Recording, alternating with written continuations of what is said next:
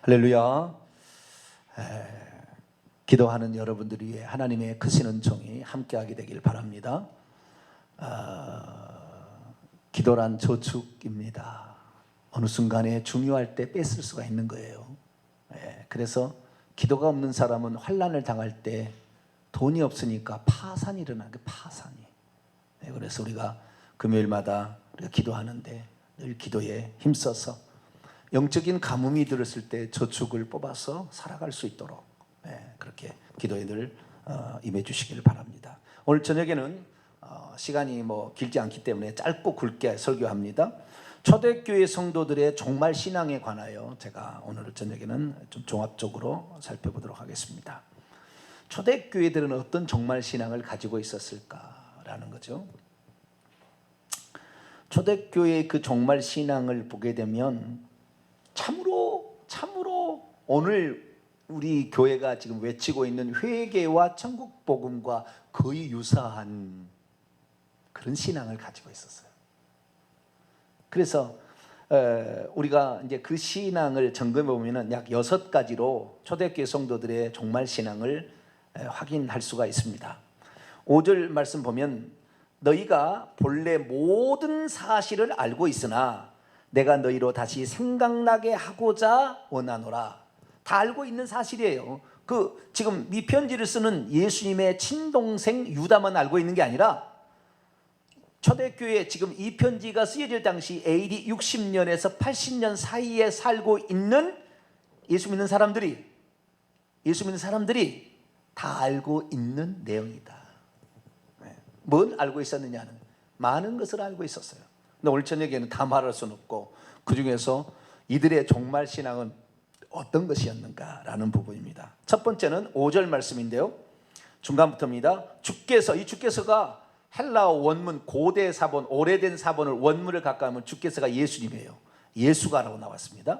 예수께서 백성을 애굽에서 구원하여 내시고, 원문을 지게합니다. 예수께서 백성을 애굽의 땅으로부터 구원하신 후에 두 번째로 믿지 아니했던 자들을 멸망시켰다는 것을 다시 내가 생각나게 한다. 여기에 사실은 최종적인 구원이라는 것이 1차적인 구원을 받았다고 해서 이 사람이 구원에서 떨어지지 아니하고 영원히 구원을 받는다는 신앙이 아니었다는 겁니다. 애굽에서 구약의 여호와가 예수님인데 이 예수님께서 백성을 애굽에서 구원하여 내신 후에 광야에서 엎드려 죽은 사람 멸망시켰는데 1차적인 구원을 받았어도 전적인 은혜잖아요. 출애굽은 전적인 은혜, 홍해를 건너기까지 전적인 은혜. 그러나 광야에 나왔을 때 이들이 어떻게 살았느냐에 따라서 광야에 나와서 계속 우상 숭배하고 송아지 우상 만들고 이 애굽에 살듯이 맨날 노예는 원망 불평에 하나 더 떨어지잖아요. 원망 불평하기를 거침없이 계속 하나님께 했고, 너희들 이곳에 고생시킨 것은 고생이 아니라 애굽의 모든 잔재를 다 없애고 저 천국에 들어갈 합당한 사람으로 훈련시키기 위하여 내가 너희들을 훈련하는 것이다. 그것을 믿지 못하고 그렇게 원망 불평하고 천국의 모형인 가나안 땅에 있다고 해도 그 땅을 우리가 죽이려고 그 땅을 드리려고 하느냐 원망했던 자들 다 죽었다 그 말이에요. 그래서 예수 그리스도를 믿어서 이 3절입니다. 일반으로 받은 구원이에요. 일반으로 받은 구원에 관하여 내가 너에게 편지하려는 생각이 간절한데, 성도의 단번에 주신 믿음의 단번에 믿음에 구원받는 그 믿음은 크거나 적은 믿음이 아니에요. 있는가 없는가예요. 있는가 없는가. 병을 치료하는 것은 큰 믿음 작은 믿음이 필요합니다. 있습니다. 믿음이 큰 자들아, 겨자씨 하늘만한 믿음만 있어도 믿음이 큰 자 작은 자가 있지만 이것은 어떤 일상생활의 기적에 관한 믿음이라 한다면, 구원은 가는 단번에 주신 믿음의 도예요. 믿음이 딱 깨달아지는 순간 믿음이 내게 올 때 이게 구원을 받은 거예요. 1차적 구원을 받았다 할지라도 결국에 이 교회에 들어와서 지금 여기에 있는 책망하는 사람들은 이 가만히 들어와서 경거지도 아니하며 음탕하고 방탕하고 그 다음에 자기의 어떤 죄악된 삶을 회개치도 아니하고 불의 형벌을 받았던 자들과 같이 그렇게 가는 자들이 있다는 거예요. 그런 자들 있듯이 초대교회의 종말 신앙은 뭐냐? 우리가 예수 그리스도를 단번에 믿어서 구원을 얻었다고 하지만 광야에서 어떻게 될 줄 모르니까 두렵고 떨림으로 구원을 이루어 가야 된다라는 것을 초대교회는 알고 있었다는 거예요. 이게 첫 번째 신앙이에요. 최종적인 구원은 1차적인 구원으로 결정되는 것이 아니라 광야 같은 교회 생활을 통해서 결국에 걸러진다라는 사실을 알았다는 거예요. 초대교회. 이 종말신앙이에요. 이게 종말신앙. 그러니까 항상 회개하고 두렵고 떨림으로 구원을 이루어갔겠죠. 두 번째는 이 5절, 6절, 7절을 종합적으로 보게 되면 하나님의 심판과 재림에 아주 관심이 많았어요. 초대교회 여기에 지금 우리가 1절부터 마지막 절까지 읽어보게 되면 온통 예수님의 재림과 심판에 관한 내용이라고요. 자, 6절을 한번 읽어볼까요? 시작.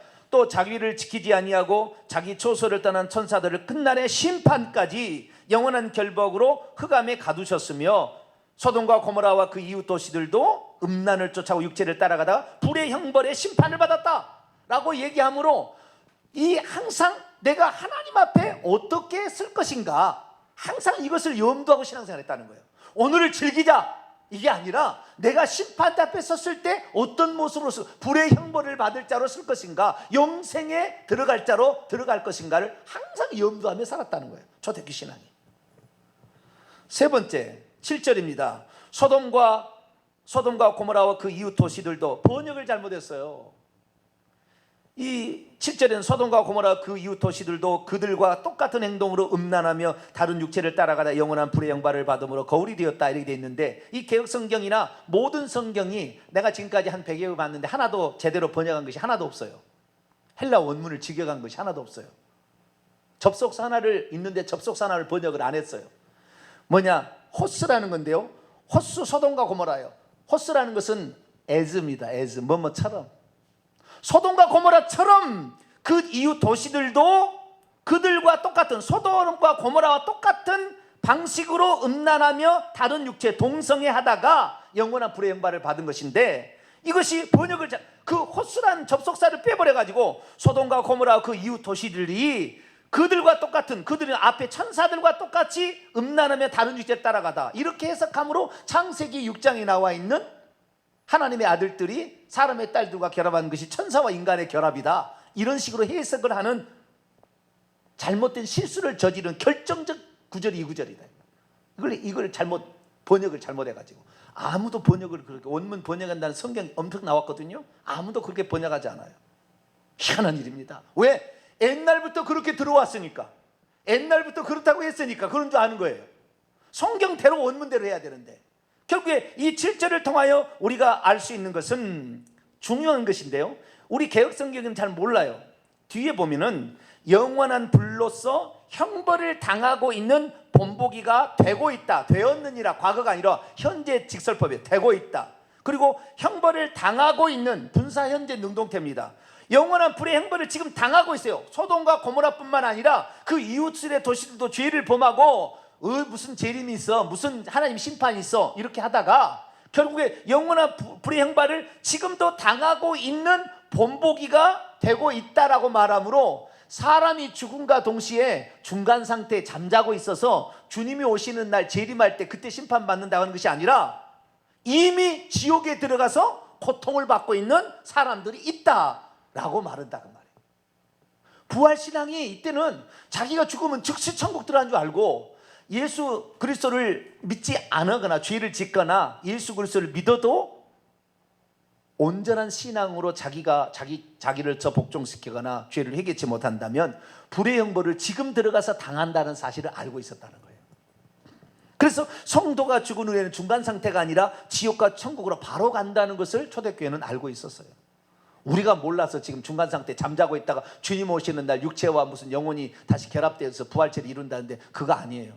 그때 죽은 날, 그때 죽을 때는 그때 그래가지고 그 사람 그때는 해당되지만, 지금 죽으면 바로 우리는 믿는 자들은 천국에 들어가서 1000년 동안 왕노를 하다가 주님 재림하실 때 오는 거예요. 좀 이따가 이것은 더 얘기하겠습니다. 그 다음에 9절입니다. 9절을 보면 사람이 죽으면 시체를 바로 마귀가 접수한다는 걸 알았어요. 자, 9절 말씀 읽습니다. 시작. 천사장 미가엘이 모세의 시체에 관하여 마귀와 다투어 변론할 때 감히 비방하는 판결을 내리지 못하고 다만 말하되 주께서 너를 꾸짖으시기를 원하노라 하였노라. 미가엘과 마귀는 루시엘인데 천사당이요, 둘 다. 음악을 담당하는 천사장은 마귀였고 루시엘이었고, 군대를 담당하는 이 하나님의 어떤 그 심판을 집행하는 미가엘 천사장이 있었어요. 그런데 이 모세가 죽었다는 BC 1406년인데 이때 미가엘이 마귀한테 야단을 어떻게 다투어서 변론을 했는데 마귀를 어떻게 하지 못했다는 거예요. 왜? 역할이 달랐으니까. 자기가 하는 역할과 마귀가 하는 역할이 다른데, 마귀는 어떤 역할이에요? 시체를, 사람이 죽으면 시체를 그 마귀가 마음대로 할 수 있는 권한이 있었어요. 그건 추정입니다. 이것은 성경에 나와 있지 않아요. 미가엘 천사장이 마귀와 다퉜다는 말이 신명기 34장이 모세가 죽을 때를 표현하고 있는데 그 말이 안 나와요. 그냥 뱃볼 맞은편 어떤 골짜기에 장사되었으나 묻혔으나 지금까지 아무도 그 장소를 모른다 라고 얘기하므로, 이 모세가 죽은 시체가 어디가 묻혔는지 아무도 모르는데, 지금 제가 생각할 때 추측컨대 마귀가 그 시체가 자기 거니까 찾아다가 낱낱이 찢어 발려버렸는지 처참한 지경을 만들었는지 정확히는 알 수는 없으나, 그런 어떤 비슷한 상황이 발생하니까 미가엘이 너 왜 시체를 그렇게 하냐 라고 얘기를 했을 때, 그렇지만 권한이 없다고 말이에요. 야단을 치거나 결박할 수 있는 권한이 아직 없어요. 왜? 마귀에게는 어떤 권한이 있느냐? 시체를 접수할 만한 권한이 있다고 말이에요. 창세기 3장에 보면 아담과 하와가 타락했을 때 하나님 말씀에 불순종할 때, 아담 너 왜 그랬어? 마누라가 당신이 짝여준 마누라가 나한테 이게 좀 먹으라 해서 먹었습니다. 너 왜 그랬어? 뱀이 꼬여서 먹었습니다. 뱀, 너는 물어보도 안 해. 뱀한테는 물어보도 안 해. 너는 이제부터 종신토록 배로 다녀라. 너의 후손이 뱀의 여자의 후손과 있는데, 너의 후손은 뱀의 여자의 후손의 발굽질을 상하지만 여자의 후손이 너의 머리를 상하게 할 것이다. 중간에 뭐 하냐면은 종신토록 흙을 먹으라 그랬다고요. 그게 흙이란, 종신토록이란 네가 살아있는 날 동안 흙을 먹으라. 흙은 아파르예요. 아파르는 흙이 아니라 티끌입니다. 땅의 티끌이. 그런데 창세기 2장 7절에 여호와 하나님이 땅의 흙으로, 그것이 아파르예요, 땅의 티끌로 사람을 만드시고 그 코에 생기를 불어넣으신 사람이 생겨. 그래서 사람의 육체가 땅의 티끌로 만들었는데 그 티끌을 먹고 살라고 줬어요. 그래서 마태복음 12장 43절에 의하면 귀신이 나가서 내가 나온 내 집으로 돌아가리라 와서 봤더니 소재되어서 비고 소재되었거늘 더 악한 귀신 7을 데리고, 사람의 몸뚱아리를 자기 집으로 생각하는 거예요. 그러나 마귀가 함부로 우리의 인격체도 지도 인격체 나도 인격체 못 들어온다 그 말이에요.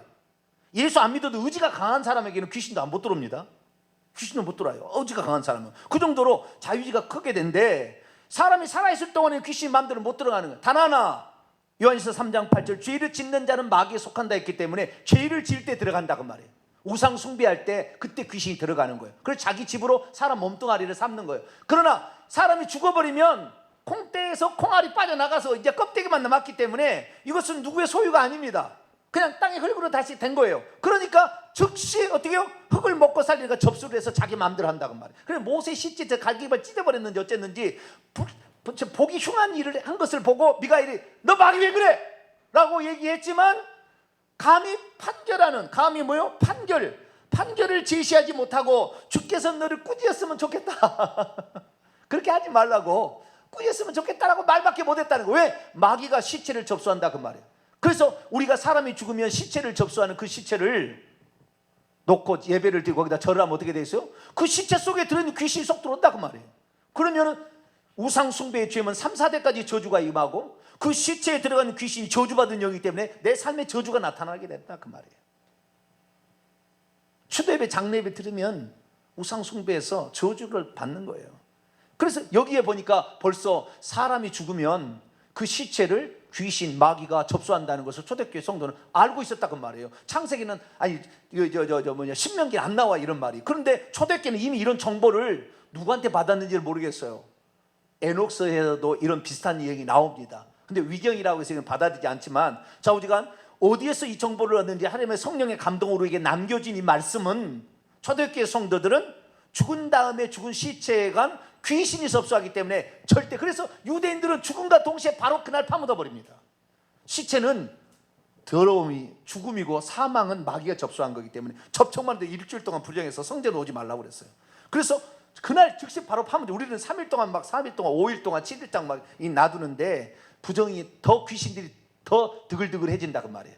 바로 파묻어갔다 그 말이에요. 그래서 이 사람이 죽음과 동시에 그 시체는 귀신이 접수한다는 정보를 초대교회는 알고 있었다. 종말 신앙이에요. 그래서 빨리 그런 장사 지내야 된다 알고 있었다는 거예요. 그 다음 5, 6번째 두 가지 더 남았습니다. 15절인데요 14절 15절을 보게 되면 아담의 7대손 에녹이 이 사람들에 관하여 요 지옥에 들어가 캄캄한 흑암 13절 캄캄한 흑암으로 들어갈 자들 이런 자들이 지옥에 들어갈 자들에 예언하기를 주께서 그 수많은 거룩한 자들 거룩한 자들입니다. 거룩한 자들과 함께 오셨는데 무엇 때문에 오셨느냐? 주께서 이 주는 예수 그리스도예요. 우리 주 4절에 우리 주 예수 그리스도 그 주님이 예수님인데 예수님이 재림하신데 천사들 거룩한 자들 천사들하고 뿐만 아니라 성도들도 같이 옵니다. 이미 천년왕국에 들어가서 천년 동안 왕노를 했던 영적 기간이죠. 예수 그리스도의 죽고 부활하신 후에 천국에 들어갈 때부터 예수 재림할 때까지 기간을 천년왕국이라고 그러는데 천국에서 왕노를 하는 그 사람들과 함께 천사들과 함께 재림하시게 되는데 재림을 무엇 때문에 하느냐? 재림의 목적이 나와 있어요. 무 사람들을 심판하셔서 경건치 않게 행한 자들 죄인들 주님을 거슬러서 말한 자들을 정죄하여 심판의 유죄를 선고해서 심판해서 캄캄한 하도 어둠 속으로 멸하기 위해서 오신다는 것을 알았어요. 그러니까 초림의 예수님은 우리를 구원하러 오셨지만 재림의 예수는 우리의 심판주로 오신다라는 사실을 알고 있었기 때문에 심판을 항상 대비했다. 오늘 죽는다 할지라도 나는 주님 앞에 섰을 때에 캄캄한 유리하는 별들처럼 캄캄한 곳에 떨어지는 것이 아니라 21절의 말씀처럼 영생에 영원한 그 생명에 이르기를 원한다는 그 마음을 항상 가지고 두렵고 떨림으로 살아갔다는 거죠. 마지막입니다. 14절 말씀을 통하여 우리가 알 수 있는 것인데 주님이 재림하시는 사항을 누가 알았다고요? 에녹이 알았다. 에녹. 그렇죠? 에녹이 알았잖아요. 아담의 몇 대손?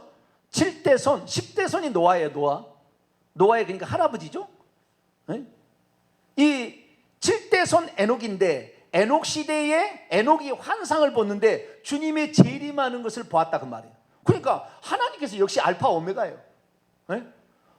지금 에녹이 산 그 시대에서 지금 얼마나 많이 흘렀습니까? 네? 6,000년 이상이 흘렀는데 에녹 시대가 벌써 예수님이 재림한 걸 보여줬다니까요. 요한계시록 AD 95년 6년경에 썼던데도 재림하는 모습을 보여주거든요. 하나님은 모든 시대를 초월했어요. 항상 현재에 있어요. 항상 현재.